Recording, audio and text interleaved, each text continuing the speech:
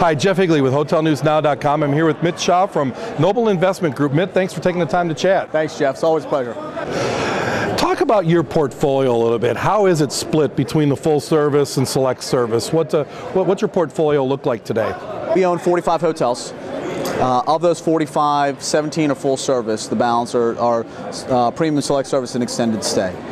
And our focus, as you well know, has always been to take an existing brand or a hotel that is in need of significant physical enhancement and operational enhancement, and then fix those things. So we're taking brand X and we're converting it to brand Y, and we're also re-engineering food and beverage space, meeting space, and the like. But we've always had a real bias for transient demand hotels.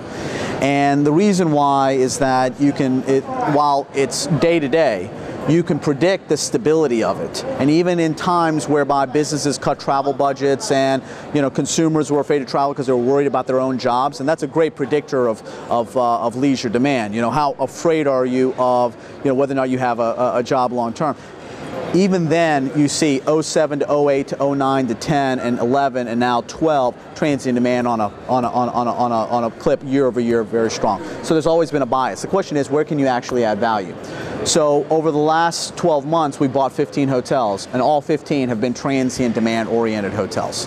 And I believe that as you see our portfolio going forward, it will have a very, very high bias towards premium select service, extended stay, and compact full service, which generates most of the demand from the transient traveler. And compact full service, that's an interesting term. Explain exactly what that means. That's a full service hotel that is somewhere around 200 to 250 rooms, probably at the top end, whose primary revenue generation model is not built off of having 20,000 group room nights a year. It's a hotel where at least 2/3 of his business comes from the transient business travel as opposed to group. So while we believe that group will always be a big part of our industry, our real concern is that until there's really robust labor growth, that the group demand is not going to be able to pick up in volume, and the spend is not going to be what it historically was. Your company has built its portfolio through a variety of creative financing, including some funds that you've partnered with people with. Talk about where you go from here in terms of financing the next 15 that you want to buy. So we've been very fortunate that we're entrusted as a fiduciary in a private equity real estate fund business model.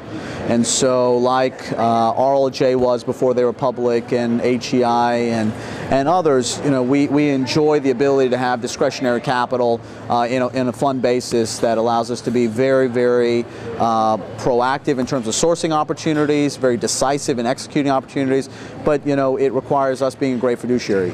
That said, our model is one which allows for continuous ability to invest capital and deploy capital as long as we continue to do what we've been doing. So we just finished investing, which is committing, Noble Hospitality Fund, which is our third private equity platform.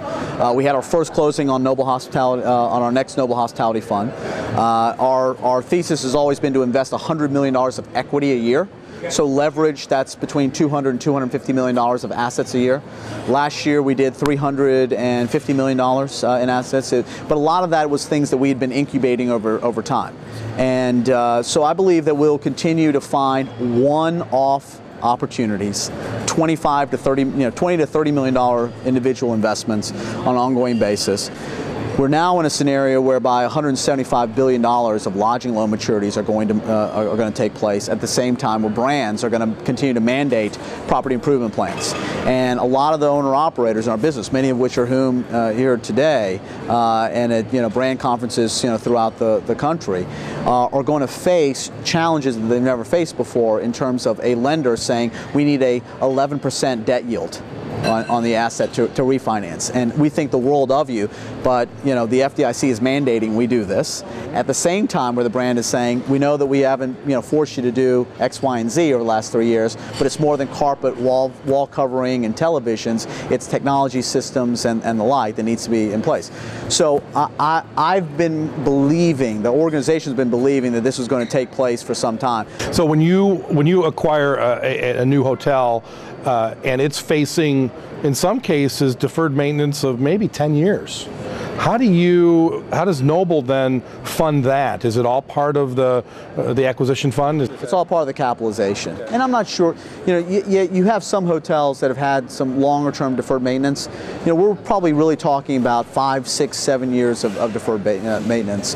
And the brands have been actually fantastic partners for the industry over the last several years, in that they understood what was happening. And they took the foot off the pedal in terms of mandating some of these very substantial upgrades. So it is important to recognize that this is more than case goods. Right? Does a dresser need to be replaced or not? Yes or no, right? Just because it's 7 years doesn't mean a dresser has to be replaced.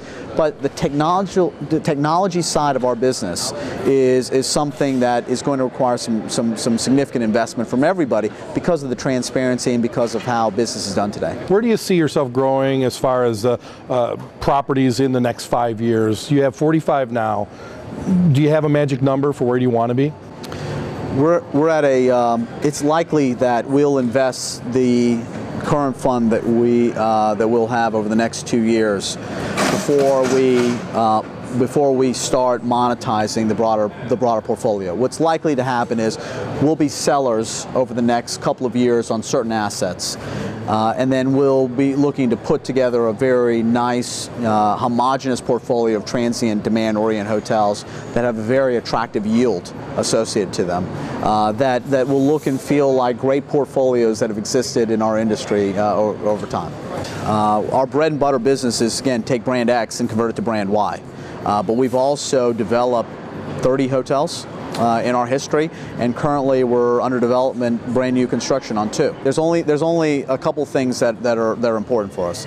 One is that we're inherently lower leverage than what the market is, right? So even in the heyday, we were no more than 65%. So today it's probably closer to 60%. That's one. 2 is we want to achieve a double-digit unleveraged yield in the first 36 months of our investment.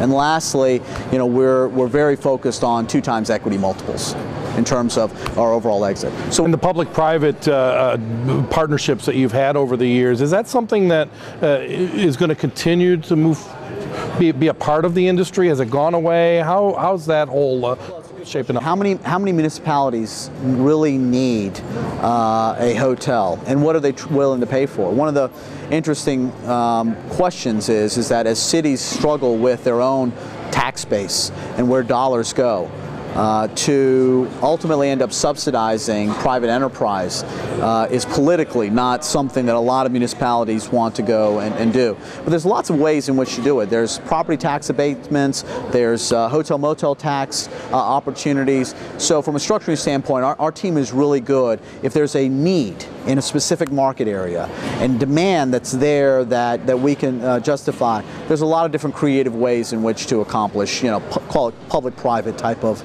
opportunities. Mitt, what's the biggest challenge for Noble for 2012, 2013, and how do you address that? How do you move forward with that?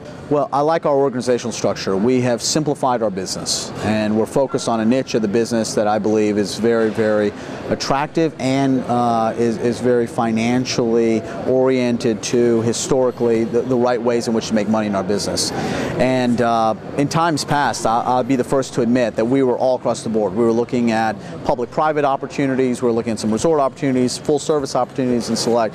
We've really synthesized that to a very simplified approach that I'm very, very eager for us to continue to take advantage of.